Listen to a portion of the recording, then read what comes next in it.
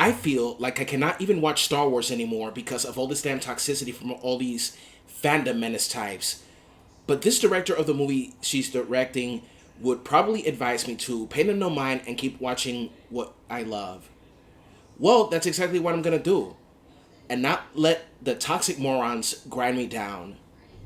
Let us begin, everyone.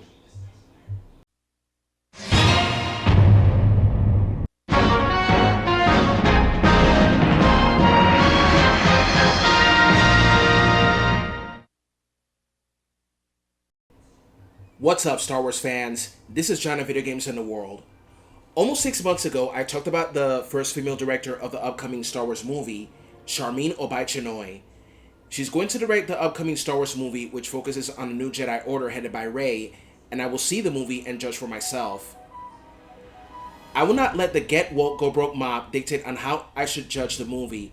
Hell, not even the woke scolds should dictate on how I should judge the movie. Now, the toxic Star Wars fandom is pretty much shaken by the new series, The Acolyte. The show takes place in the era of the High Republic, taking place hundreds of years before the Skywalker saga. This show has generated so much backlash due to being a female-led show, having some woke themes, and overall being low quality despite its enormous budget.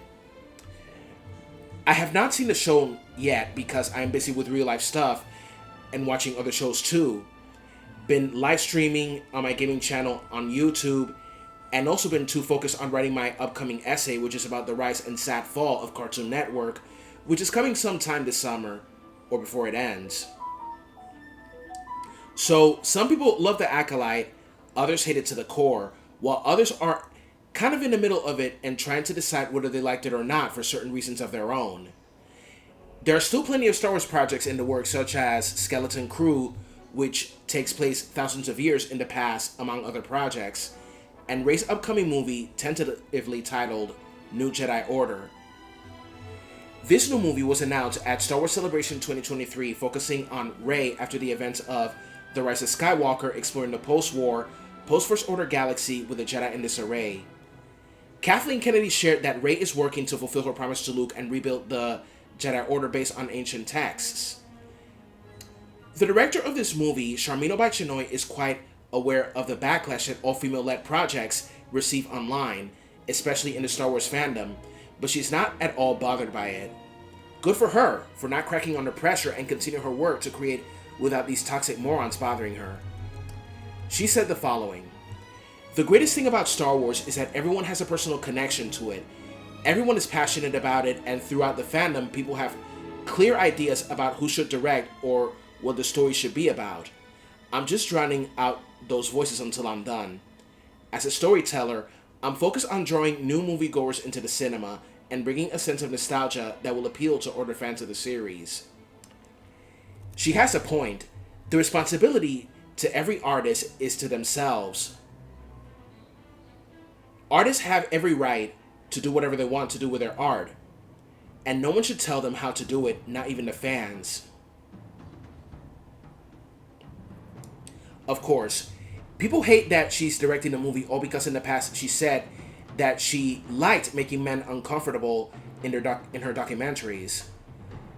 Whenever there's a female lead in Star Wars, these fandom menace types act as if the franchise is some sort of a treehouse with a sign that says, "No girls allowed."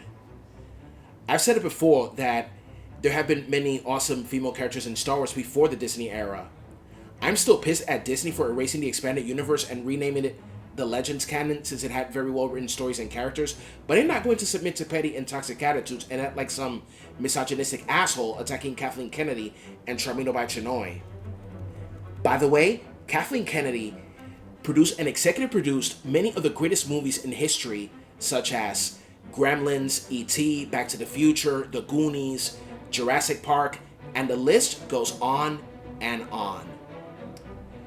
My question is, what happened to, if you don't like it, don't watch? Christ almighty. These fandom menace types made me not want to watch Star Wars ever again. But I'm gonna hold my cool like Sharmeen does. And if I don't like something, I explain certain reasons why without saying that it's woke, it's feminist propaganda, it's social justice warrior propaganda, etc. Saying these things about a show, movie, video game, and comic book is not exactly criticism. Saying these things is nothing more than a whine, acting like some spoiled 5-year-old child throwing a tantrum at the grocery store because they were denied candy or ice cream. Dios mío. Now, every time there's a new Star Wars project with a female lead and LGBTQ characters, the fandom menace calls it political, because they think that these characters are too in their face. As someone who loved Star Wars since I was a child watching it at my late aunt's house, I am totally disgusted by these so-called fans of the franchise, acting like the Star Wars franchise is some sort of a treehouse with a no girls allowed sign. Bunch of gatekeeping fools. Female characters are not political. BIPOC characters are not political. LGBTQ characters are not political. Stop the madness already!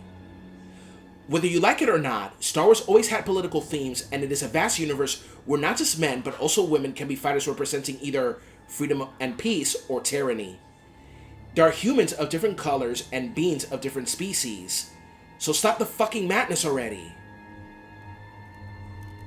So, what are your thoughts about Sharmeen Obaid-Chinoy's words? Let me know in the comments below, and also don't forget to like and subscribe. I'm John of Video Games in the World. May the Force be with you. Have a good one. Bye-bye.